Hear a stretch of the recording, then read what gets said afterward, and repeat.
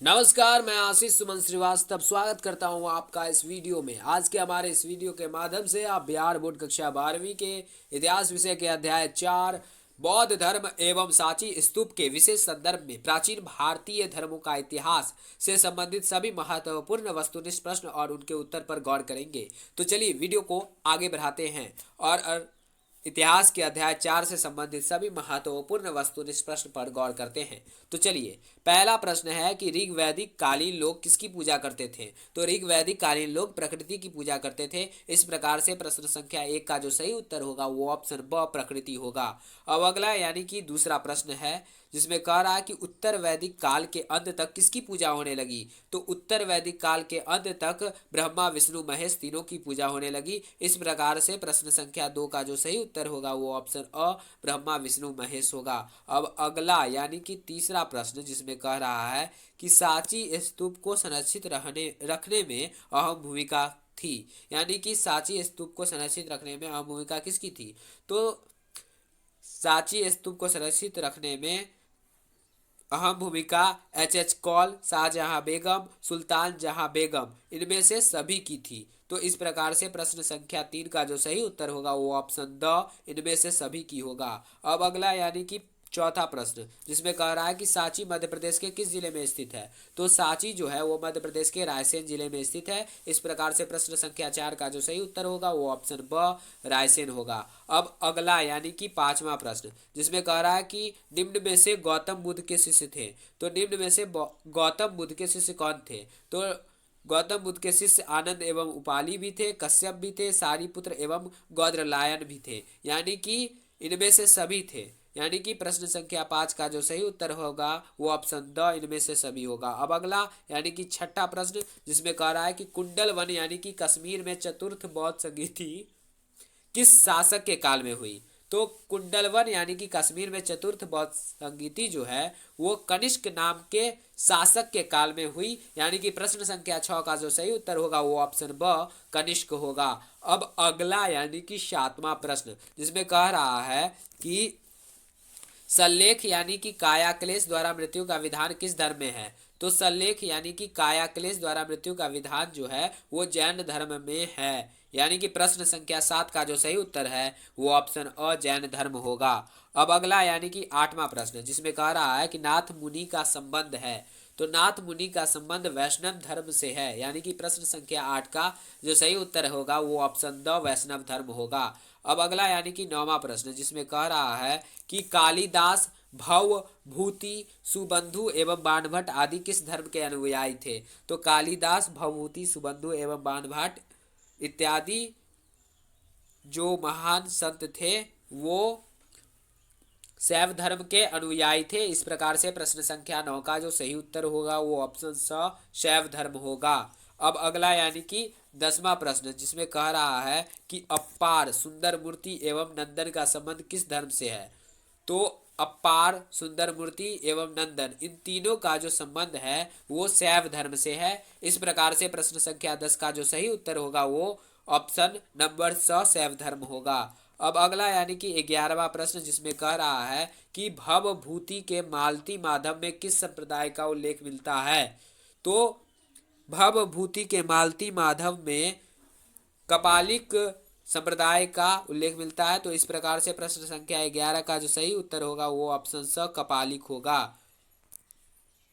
आगे प्रश्न संख्या 12 जिसमें कह रहा है कि बाणभट्ट ने कादम्बरी ग्रंथ में किस संप्रदाय का उल्लेख किया है। तो बाणभट्ट ने कादम्बरी ग्रंथ में पाशुपत संप्रदाय का उल्लेख किया है। तो इस प्रकार से प्रश्न संख्या 12 का जो सही उत्तर होगा वो ऑप्शन द पाशुपत होगा। अब अगला प्रश्न यानी कि 13वां प्रश्न जिसमें कह रहा है कि महात्मा बुद्ध को ज्ञान की प्राप्ति कहाँ हुई। तो महात्मा बुद्ध को ज्ञान की प्राप्ति बोध गया में हुई। इस प्रकार से प्रश्न संख्या 13 का जो सही उत्तर होगा वो ऑप्शन ब बोध गया होगा। अब अगला यानी कि 14वां प्रश्न जिसमें कह रहा है कि श्वेतांबर एवं दिगंबर का संबंध किस धर्म से है। तो श्वेतांबर एवं दिगंबर का संबंध जैन धर्म से है। तो इस प्रकार से प्रश्न संख्या 14 का जो सही उत्तर होगा वो ऑप्शन द जैन धर्म होगा। अब अगला यानी कि 15वां प्रश्न जिसमें कह रहा है कि वीर शैव यानी कि लिंगायत आंदोलन का जनक कौन था। तो वीर शैव यानी लिंगायत आंदोलन का जनक बासबन्ना नाम के एक व्यक्ति थे, यानी कि प्रश्न संख्या 15 का जो सही उत्तर होगा वो ऑप्शन स बासबन्ना होगा। अब अगला यानी कि 16वां प्रश्न, जिसमें कह रहा है कि बौद्ध परंपरा में अशोक ने कितने स्तूप बनवाए। तो बौद्ध परंपरा में अशोक ने 84,000 स्तूप बनवाए। तो इस प्रकार से प्रश्न संख्या 16 का जो सही उत्तर होगा वो ऑप्शन द 84,000 होगा। अब अगला यानी कि 17वां प्रश्न, जिसमें कह रहा है कि हिनयानी पुस्तकें किस भाषा में हैं। तो हिनयानी पुस्तकें जो हैं वो पाली भाषा में हैं। तो इस प्रकार से प्रश्न संख्या 17 का जो सही उत्तर होगा वो ऑप्शन ब पाली होगा। अब अगला यानी कि 18वां प्रश्न, जिसमें कह रहा है कि धर्म ग्रंथ सुत्ती पटक किस धर्म से संबंधित है। तो धर्म ग्रंथ सुत्ती पटक जो है वो बौद्ध धर्म से संबंधित है। इस प्रकार से प्रश्न संख्या 18 का जो सही उत्तर होगा वो ऑप्शन ब बौद्ध धर्म होगा।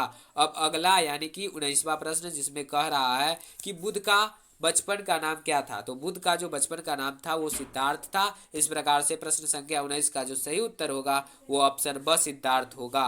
अब अगला यानी कि 20वां प्रश्न, जिसमें कह रहा है कि तृतीय बौद्ध संगीति का आयोजन कहाँ हुआ। तो तृतीय बौद्ध संगीति का आयोजन जो हुआ वो पाटलिपुत्र में हुआ। इस प्रकार से प्रश्न संख्या 20 का जो सही उत्तर होगा वो ऑप्शन ब पाटलिपुत्र होगा। अब अगला यानी कि 21वां प्रश्न, जिसमें कह रहा है कि महात्मा बुद्ध का जन्म स्थान कहाँ है। तो महात्मा बुद्ध का जन्म स्थान जो है वो कपिल वस्तु में है। यानी कि प्रश्न संख्या 21 का जो सही उत्तर होगा वो ऑप्शन द कपिल वस्तु होगा। अब अगला यानी कि 22वां प्रश्न, जिसमें कह रहा है कि जैन धर्म के 24वें तीर्थकर कौन थे। तो जैन धर्म के 24वें तीर्थकर जो थे वो महावीर स्वामी थे। इस प्रकार से प्रश्न संख्या 22 का जो सही उत्तर होगा वो ऑप्शन द महावीर स्वामी होगा।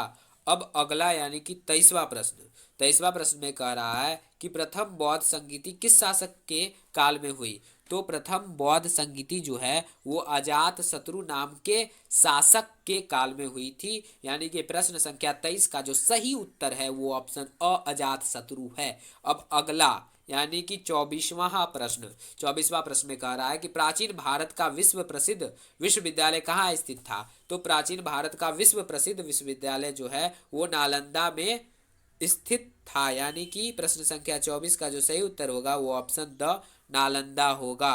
अब अगला यानी कि 25वां प्रश्न, जिसमें कह रहा है कि त्रिपिटक साहित्य संबंधित है। तो त्रिपिटक साहित्य जो है वो बौद्ध धर्म से संबंधित है। यानी कि प्रश्न संख्या 25 का जो सही उत्तर होगा वो ऑप्शन ब बौद्ध धर्म होगा।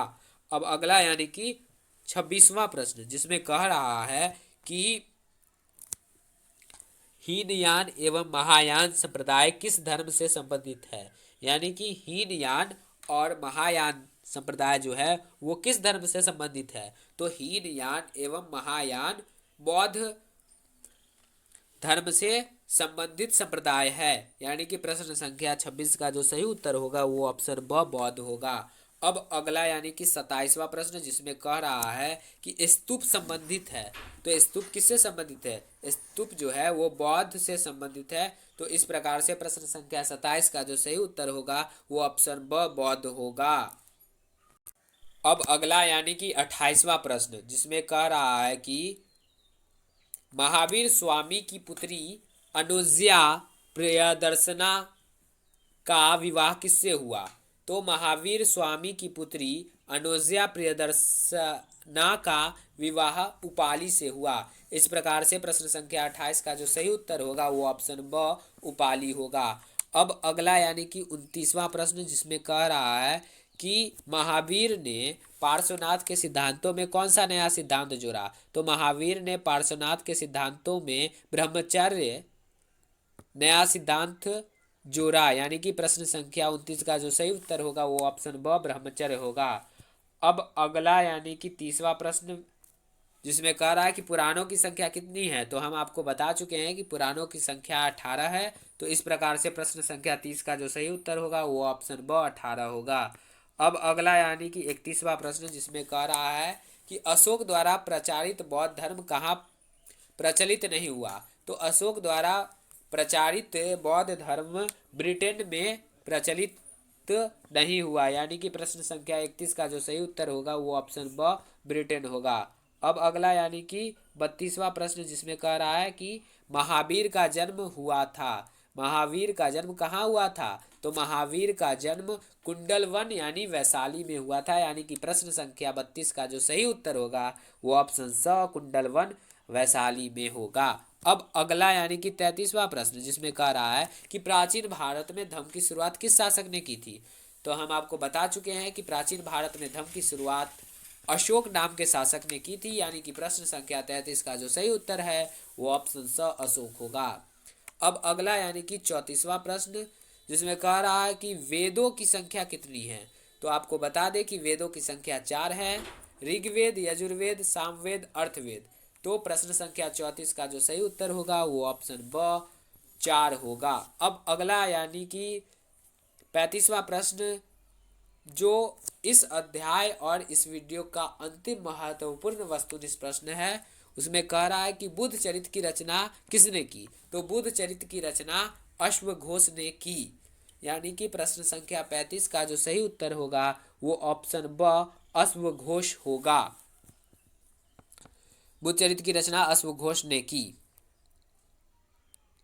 तो इस अध्याय में बस इतना ही महत्वपूर्ण वस्तुनिष्ठ प्रश्न है। फिर मिलते हैं अगले वीडियो में अध्याय 5 से संबंधित महत्वपूर्ण वस्तुनिष्ठ प्रश्न के साथ।